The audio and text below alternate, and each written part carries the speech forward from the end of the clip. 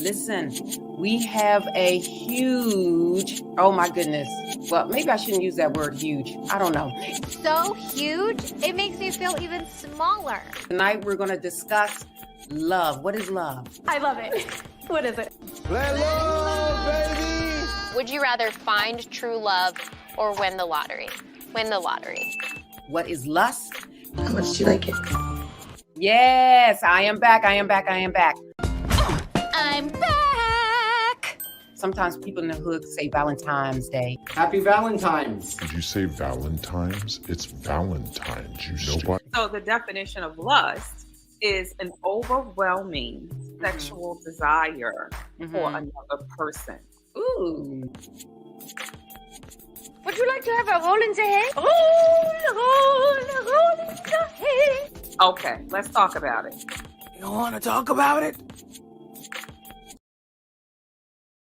We're talking about anti-social personality disorder. They have no respect for the law at all. You're gonna think it's real funny when the police get here. For what reason? What is the charge? Eating a meal? A succulent Chinese meal? Pathological liars. They cannot tell the truth, even if they wanted to tell the truth. Stop. You capping right there, bro. No, Mother. No more lies. They're very impulsive. Do you think I'm impulsive? It's just impulsivity masked as courage. They do not respond. They react. There's no concept of right and wrong. We're gonna prove her wrong. And if you get in their way, I am the man of this house. You disrespect me and you're gonna get slapped. very aggressive. Don't make me slap you. And then you have reckless behavior. Whatever. I do what I want. This reckless behavior it goes over into sex, using substances, alcohol, drugs, gambling, whatever it is. Does she worry about you doing drugs and having sex at such a young age? And then the next one is they're irresponsible. It's time for me to stop being so irresponsible. They have no empathy whatsoever. Oh, hello. Happy holiday. They have no guilt. They have no empathy. They have no remorse. I don't care. Because it's very hard to be in a relationship with this person. Kind of aggressive and scary. This personality disorder is something else. Whatever. What happened to you as a child? Because let me tell you, most of the things that we bring into our adulthood transpired as a child. I'm not surprised about anything. Congratulations.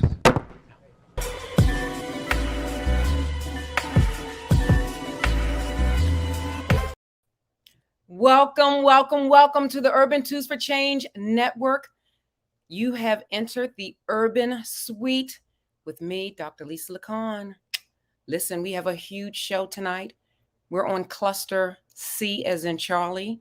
I'm not going to get too much into it, but guess what? You're in for a very interesting treat tonight, learning about avoidant personality disorder. So stick with us. We'll be right back. You are entering the Urban Suite with Dr. Lisa Lacan.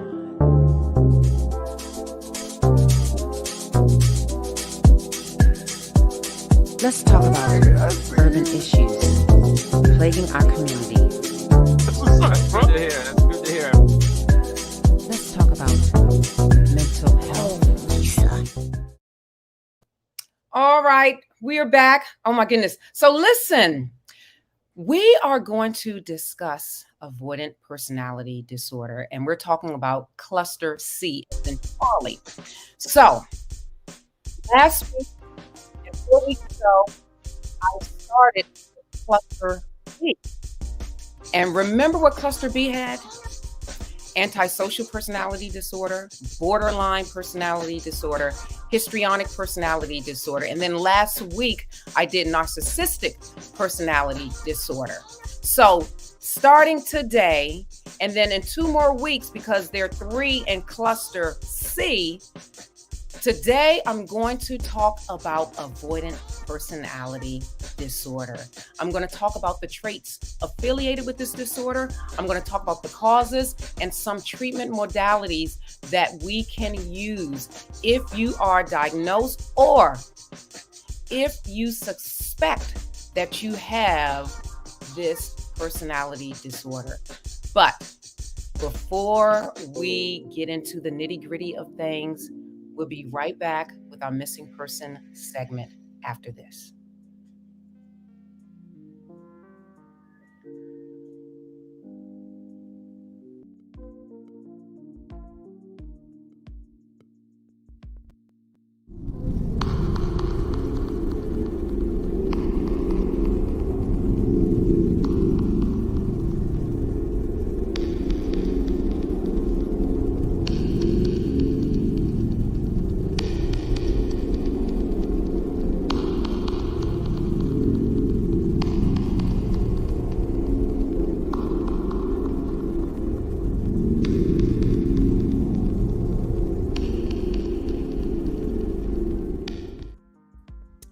Good evening, and for those who are new to the Urban Suite, this is our missing person segment.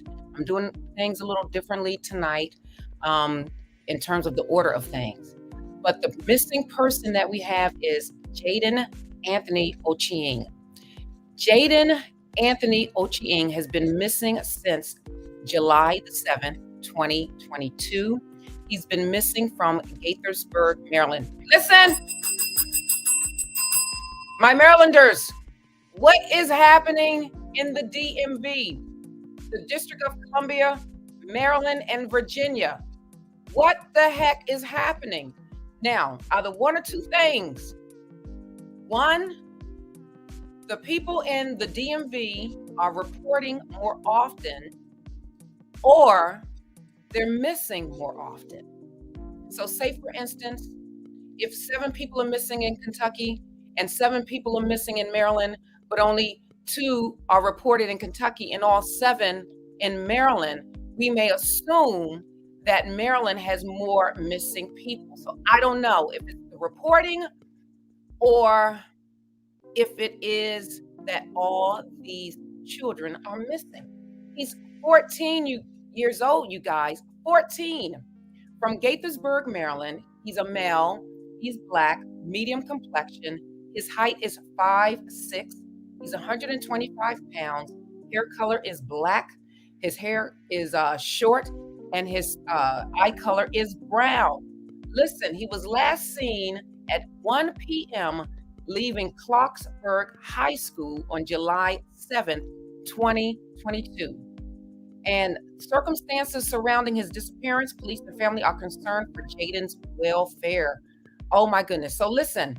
Anyone with information, please contact the Montgomery County Police Department, and their number is 301-279-8000. Let me repeat that. I'm going to repeat that for people that listen to me on Spotify, iHeartRadio, Facebook Podcasts. The number is 301-279-8000. Or you can contact BAMFI, that's Black and Missing Foundation Incorporation, at 877-97-BAMFI. All right, so let's bring Jaden home. So listen, we are sponsored by Blessed Ministries Incorporated.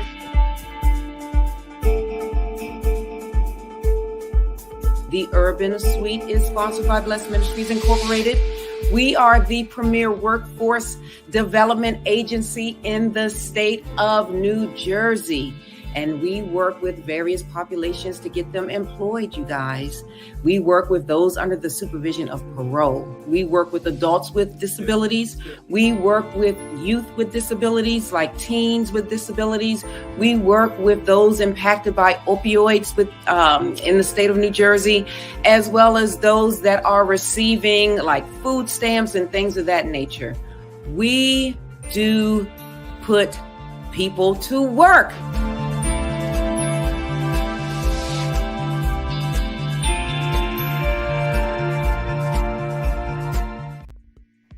All right, so we are back, and I'm very excited about tonight because on the Urban Tools for Change Network, we added something. You can now become a member. Yes. So this is through YouTube. You can become a member of the Urban Tools for Change Network. And when you become a member, you get all these perks and things of that nature. But I'm going to tell you the most important thing. All donations will go to Bless Ministries Incorporated. So there are different levels. I call them Suite. Suite 1 is $2.99 a month.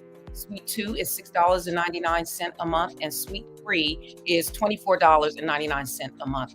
You can become a member of the Urban Tools for Change Network channel via YouTube. And not only do you get the perks, all of your membership fees will go towards Bless Ministries Incorporated, as well as we have some wonderful giveaways to our members. So you can hit that join button. Please share, thumbs up. Please tell everyone about this channel and subscribe. So let's get into it today with avoidant personality disorder. All right, so for my urbanites, do you all remember I talked about the bear effect? I talked about beliefs expected as reality. BEAR. And what happens is, as a result of this bear effect, your beliefs expected as reality, you actually think what you believe will come true, or it will become a reality. And I stated that it's based on 3 data points in our lives. The first data point is historical. So that's when perhaps some trauma affects you personally. You are the target of the trauma. That's historical data. So then for me, I was attacked by 2 dogs at the same time. True story. So for the longest time, because I was the target of that attack, I feared dogs.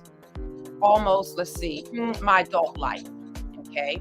So then you have the witnessed data. The witness data is you were there, but it didn't happen to you personally. You just saw it. So say, for instance, when I was attacked by those 2 dogs, it was a German Shepherd and a Doberman. When I was attacked by those 2 dogs, oh my gosh, at the same time, say, for instance, if my friend Sally was there. Sally saw what happened to me. And then based on what Sally witnessed, Sally may have a fear or an anxiety of large dogs. All right. So then what if Roy and Linda lived in the neighborhood and they read the newspaper about what happened? That would be hear, saw data, meaning they got their information from a third party. Perhaps someone in the neighborhood told them and they weren't there. Perhaps they saw it in the news, social media. So our world is shaped by things that enter into our mind. And what happens is sometimes we don't know how to unravel those thoughts. And oftentimes our life is consumed with fear. And this is what cluster B is all about. Fear, and anxiety, being anxious. And guess where it all starts? It all starts right here in your mind.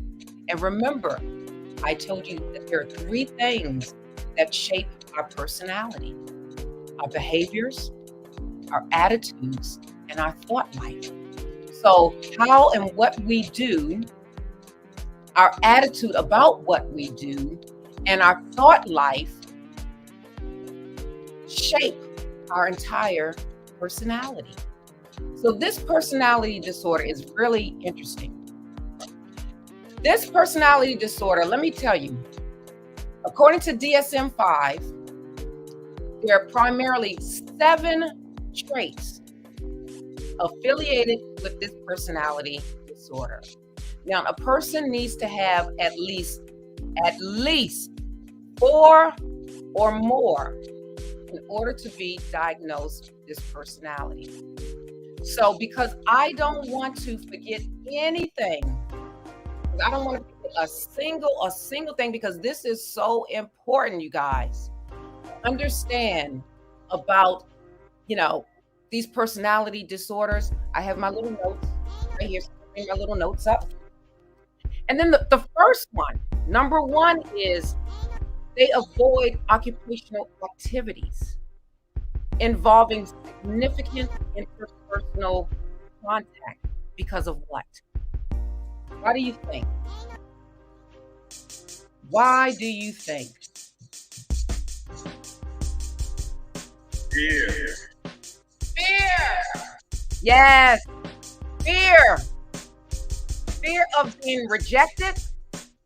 Fear of being criticized. That's number 1. So what happens with that particular person is, say for instance, they have a job that may be lower level job, which may not require much of a skill set. But then guess what? Someone offers them a promotion.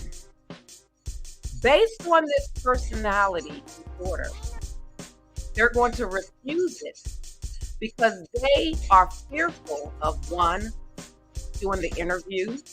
They don't want to interview. They fear interview. Number 2, they fear the competition and the rejection that may come with it. And number 3, they fear being criticized about perhaps what they did wrong. So that's the first one.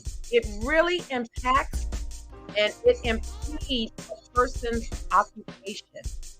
And oftentimes, people with avoidant personality disorder, oftentimes they're in poverty because they don't have the belief within themselves to move forward. Okay, so that's number 1. Number 2, they're unwilling to get involved with others because of fear that the person may not like them. So remember last week I talked about Johnny. This week I'm going to use the name Diane because this personality disorder affects males and women. The prevalent rate is pretty similar, okay? So I'm going to use Diane. Diane will not befriend anyone unless she's guaranteed that that person will like her. So Diane is fearful of rejection in her personal life. Isn't that interesting? And then number 3, they show restraint in intimate relationships due to fear of being criticized.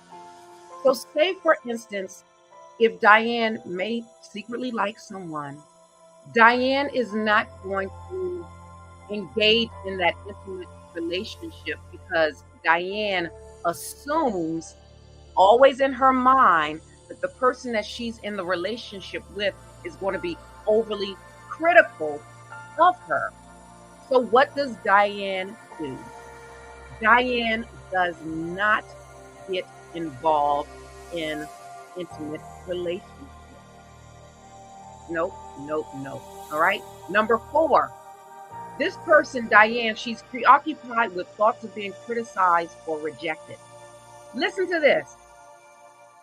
Turn the music down just a little bit. Turn the music down just a little bit because I want people to really get this. Do you remember the movie with John Travolta and Sissy Spacek? Do you remember the movie Carrie? Carrie, that movie, she is textbook avoidant, a textbook avoidant personality disorder. Do you remember? If you saw that movie, that's back in the 70s. Now I'm dating myself. That's all right. But Carrie didn't want to go to the prom.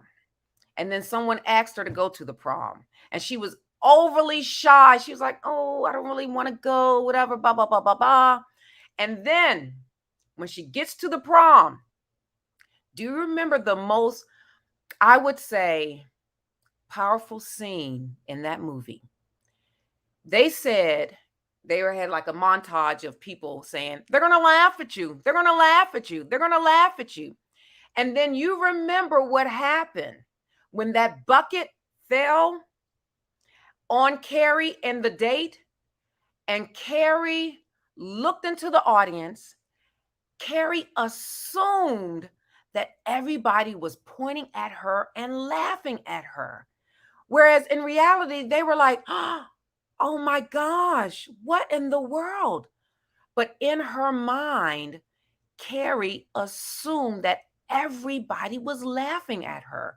So that's why people with this personality disorder, they really don't like to involve themselves in a social environment to that extent. I believe the only 2 people laughing at Carrie, that was John Travolta and his girlfriend, the one that pulled the string. Y'all remember that, right? So that's another thing with that personality disorder. Socially, they feel that they're being criticized and looked at all the time. And guess what will happen? They have fear. And what did I tell you about fear, my urbanites? In fear, you have no power, you have no love, and you don't have a sound mind. Because I always quote this scripture, 2 Timothy 1:7. God did not give us the spirit of fear, but power, love, and a sound mind. So when you take away that power, love, and a sound mind, that's what fear is. Fear makes you feel defeated. Fear really will defeat you. If you fear going on a job interview because of fear of rejection, fear of being criticized, just fear of interviewing, do you realize what that can do to your entire being, to your household, if you are a contributor to your household? In fear, you will never, listen to what I'm saying, this is very important. In fear, you will never be able to walk in your purpose. And you have to, as human beings, understand the importance of walking in your purpose.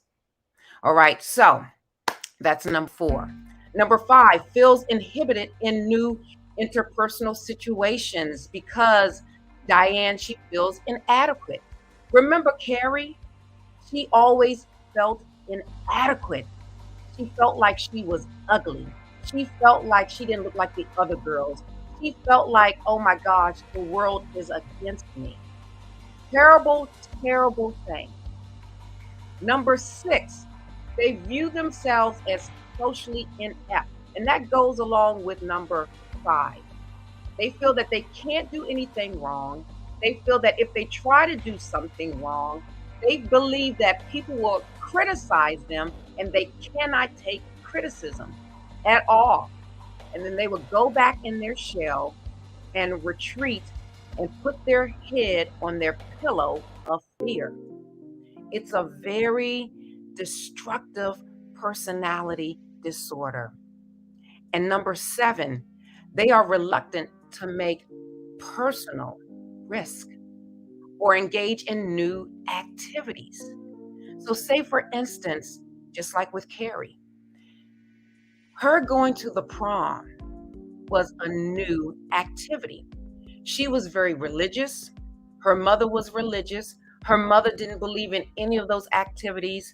So as a result of that, Carrie didn't believe in those activities. And if you recall, she was very hesitant at first to go to the prom. And she only went to the prom because sort of like the guy kind of begged her, made her laugh, kind of broke her shell. So with this personality disorder, again, the foundation is fear and anxiety. And then let's go into some of the factors, like the causes. So you have environmental factors. Environmental factors can be sort of like what Carrie's mother did with her. They're going to laugh at you. They're going to laugh at you.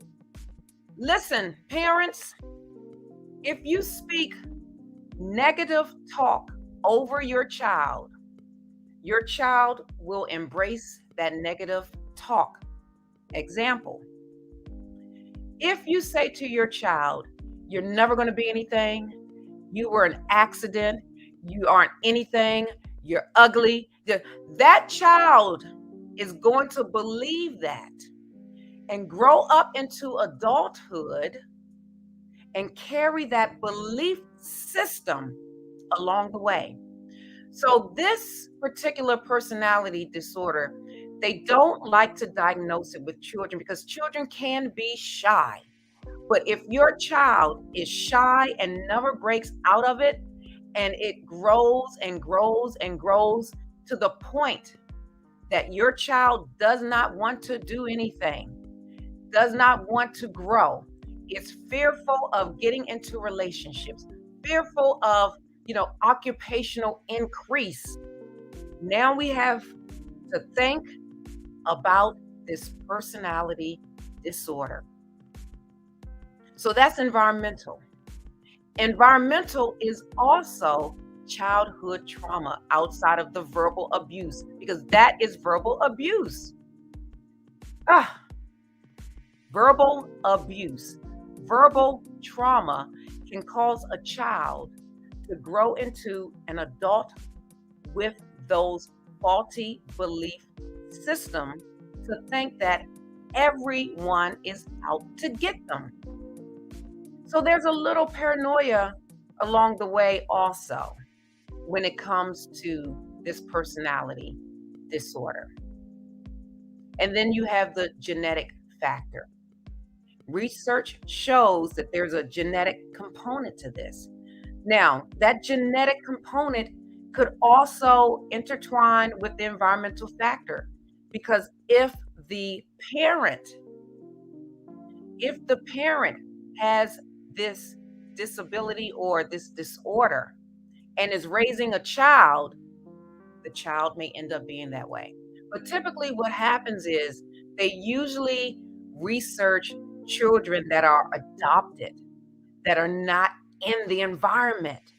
So if that child is removed as a child and is with another family that does not resemble, does not have this disorder at all, and that child still persists with this disorder, that's how they gauge the genetic impact of this disorder. I'm telling you. Now, some of the things that we can use to counteract what we're thinking, because one of the questions that I have, and I had to write this down, what do you recall in your mind? What do you recall? Now, I believe you can recall 2 camps. The first camp is fear. You can recall fear, those things that bring on fear. okay? Or you can recall hope. Now, my urbanites, I always say this: what you focus on will grow. If you recall fear, that's what you're focused on, fear, and the fear will grow. If you're focused on hope, that's what will grow. But let me tell you about hope. Hope, in my opinion, is a positive expectation. But hope alone does not work. You have to execute, you have to engage in the behavior. So, say for instance, I could hope all day long that I'm going to get this grant. I hope I'm going to get this grant. I hope I'm going to get this grant. Well, guess what? Am I writing the grant? Is the grant being written? No. So you can have this positive expectation, this hope, but you got to put the work in. You have to put the work in. And that's one of the things to treat this disorder. Positive self-talk to counteract the negative thoughts that are in your mind constantly, day in and day out, to make you poor. I mean, when you really think about it, say for instance, you have the opportunity to get a raise, a $15, $20 raise, but you allow fear. Listen to what I'm saying. You allow fear to say, no, I don't want to pursue it because I fear interviewing. I fear getting rejected. I fear getting criticized. Isn't that something? So your life and your path is determined by your fear.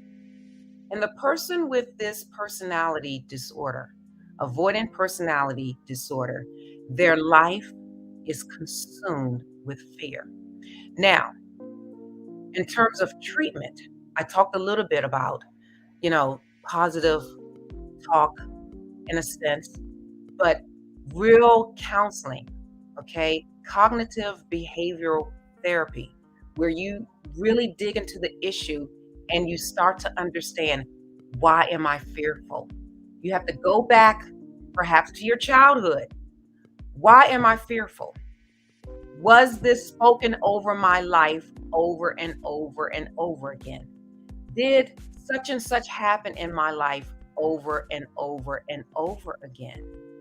And you have to recognize that. And then you have to ask within yourself,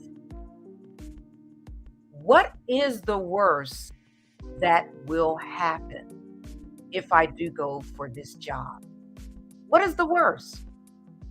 Okay, so some of your options are: one, for the interview, you have to practice interviewing. Okay, like I said, you have to do the work to counteract those things. So if you are fearful of interviews, practice interviewing. Because I always tell my children, good practice makes perfect. Not practice, but good practice makes perfect. Because sometimes we practice incorrectly, but it's that good practice.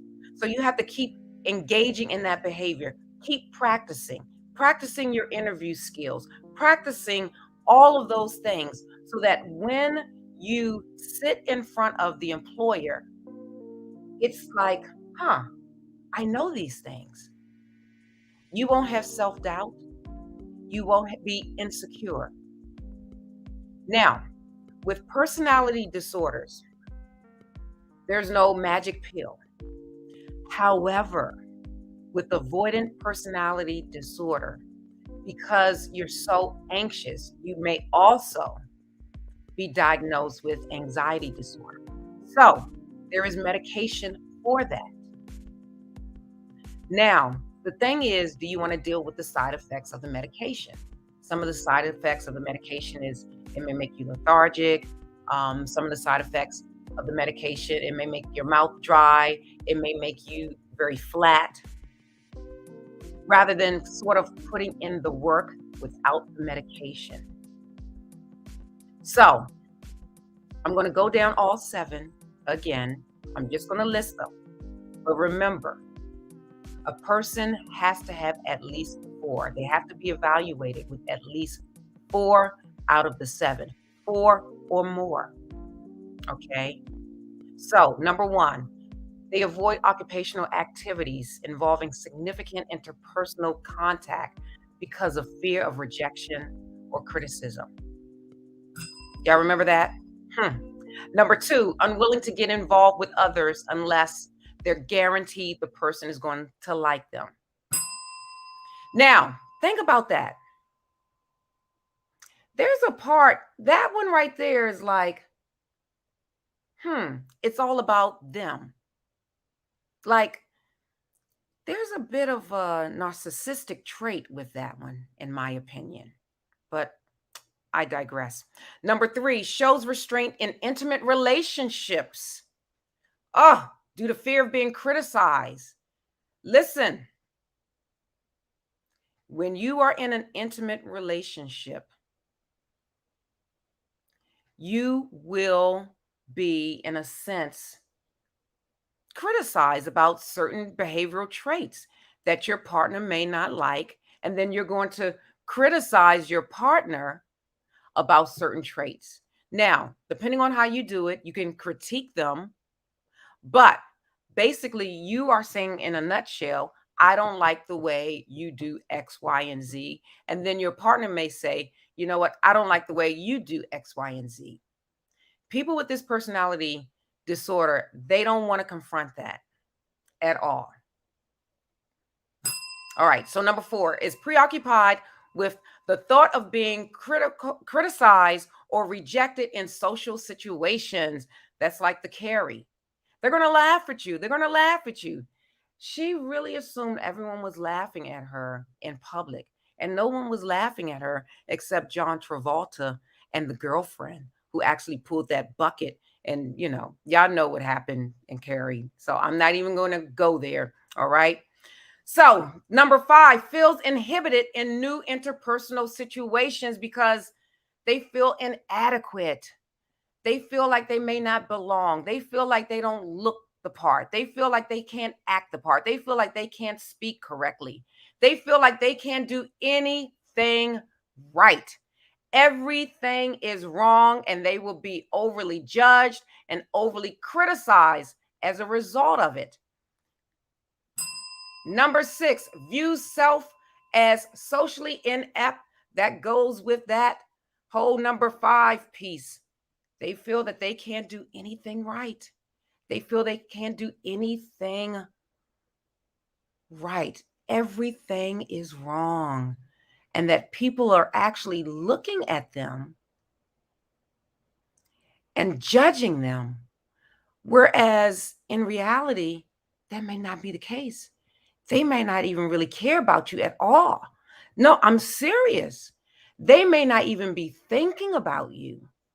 But in your mind, you're so consumed and focused with yourself that you assume that all eyes are on you. And number 7, is reluctant to make personal risk or engage in new activities. So listen,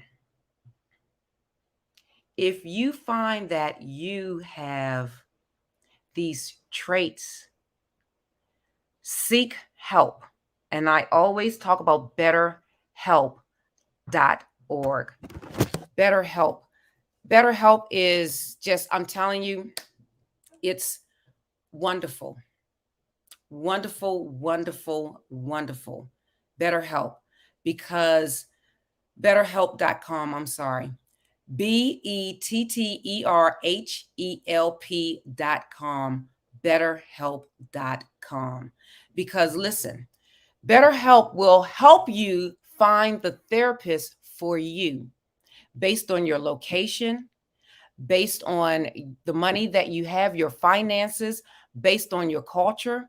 You may want a therapist who is culturally competent.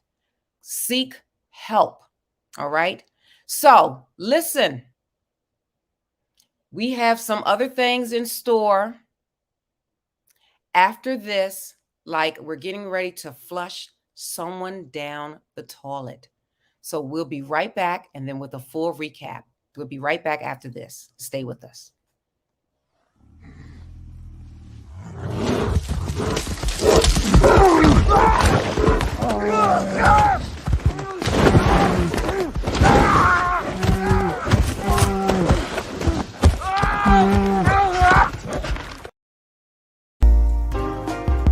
Because two totally different things.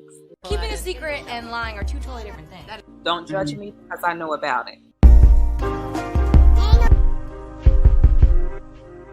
If you know how to twerk, you can twerk all day long and people are going to give you that money in your Cash App. People who have that fetish want to see it. Do you want to see it? The conversations are more relatable with Black women. Black women have more in-depth conversations. Feet. They don't care about personality. They don't care about any other criteria. They're just looking at feet. But don't let it fool you. Those are fetishes. That's your fetish. Oh, okay. What? Oh, don't judge me. You do not know what I've been through.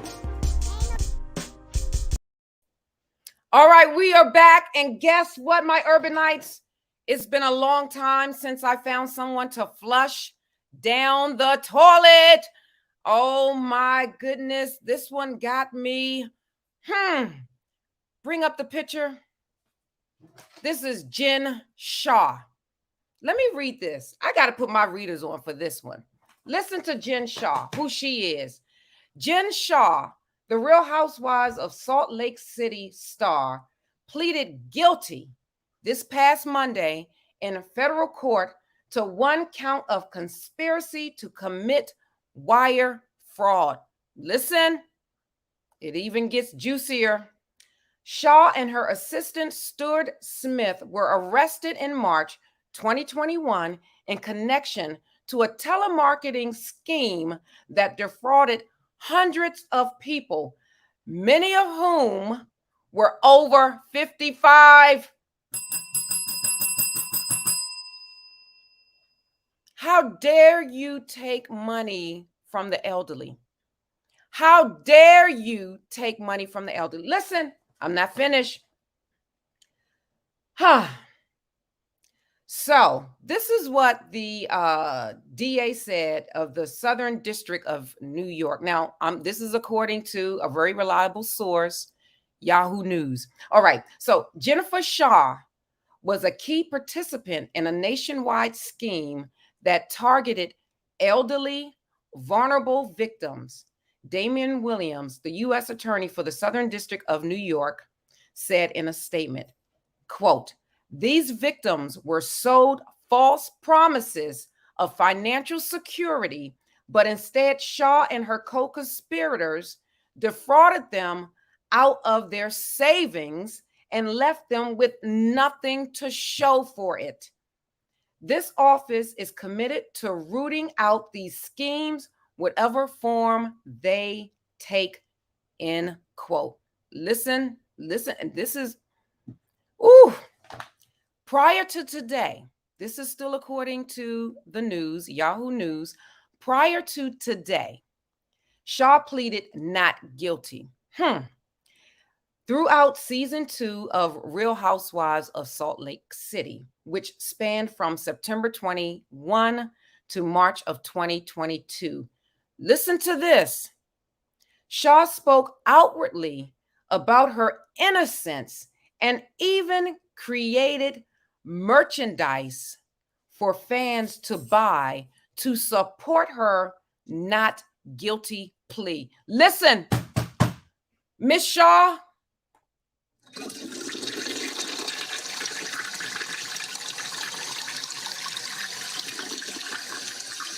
the toilet for you.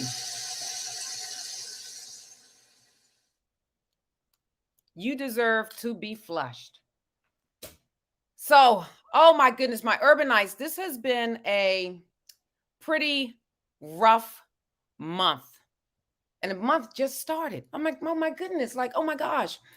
So, I don't know if you all remember, I had a guest on my show. She came on twice.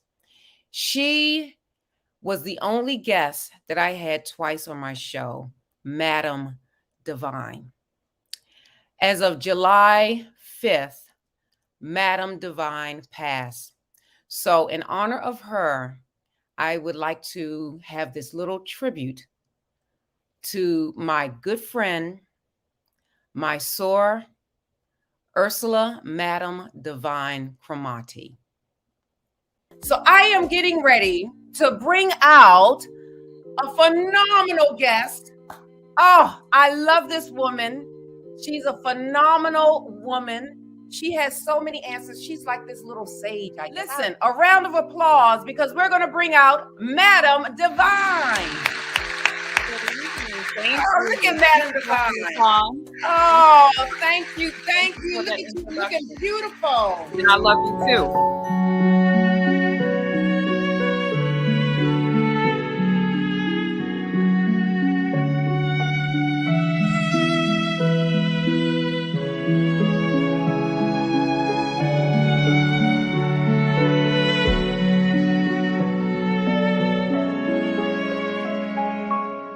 So you understand. But when other races or even,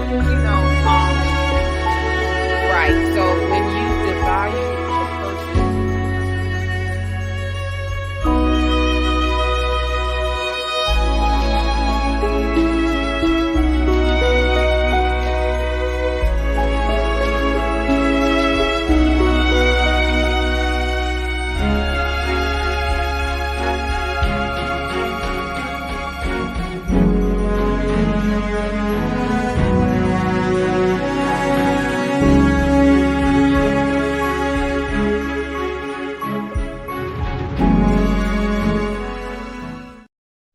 listen, tomorrow is not promised. Tomorrow is not promised. Do not listen to what I'm saying. Do not allow fear to dictate your life. Don't do it. Don't do it because tomorrow is not promised. And we have to thank God that we woke up because some people woke up dead. Tomorrow is not promised. So, on that line, thank you, Felicia. Thank you. It's very hard when, your soar passes, your friend, your sister girl. It's like, it was a shock to my system. That's why you should have no fear. Have no fear. That's right, Miles. That's my dog. He said correct. Yes, no fear. Exactly. And I'm telling you, when you are confronted with things, whether it's occupationally, whether it's personally, and you have fear and you don't do it, you're limiting your purpose in life. You're limiting your finances. Let me tell you about a documentary I saw, the Kanye West documentary. Now, you may think one way of Kanye West or another, but let me tell you about him. If he did have fear, it did not hold him back. He was rejected after door closed, number 1, door closed, number 2, door closed, number 3. But guess what he kept doing? He kept going for it. He kept going for it. He kept going for it. To him, okay, rejection is a part of life. But for him, failure was not an option. It was not an option. So in life, if you feel that you have These 7 traits, and I'm going to repeat them again. I'm going to get my notes because I really want to hone into them. Number 1, avoid occupational activities due to fear. Number 2, you're unwilling to get involved with others, unless you believe that they're going to like you because you don't want to be rejected. Number 3, shows restraint in intimate and personal relationships. Number 4, is preoccupied with thoughts of being criticized or rejected. Number 5, you feel inhibited in new and interpersonal things, relationships, spaces, things of that nature. All right. Number 6, you view yourself as being socially inept. And number 7, you're reluctant to make personal risk or engage in new activities. So listen, my urbanites. Miss Cromartie, she was younger than myself. She was younger than me. And I'm sure when she woke up that morning, she had no idea that that would be her last day. So make every day count. Make every day count. Listen, yes, when you lose a line sister, it's something. She wasn't my line sister, but I did lose a line sister. And let me tell you, it hits like a ton of bricks because that was another death that was truly unexpected. Truly unexpected. So listen, my urbanites, I thank you for coming into the Urban Suite where you laugh, learn, cry, and grow. Until next week, we're going to talk about dependent personality disorder in cluster C. Next week, same time, Tuesday, 7 p.m. Eastern Standard Time, right here in the Urban Suite with me, Dr. Lisa Lacan. Thank you for coming in. Thank you for joining. Molly, take us away.